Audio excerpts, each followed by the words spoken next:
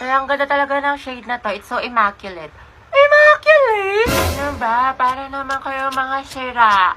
Hoy! Hoy! Hoy! Hoy!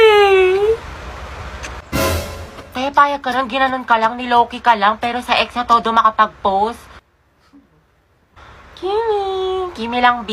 Hoy! Be, feeling ko crush ako ng crush ko. Like, hello, ako na to. Ang ganda ko kaya.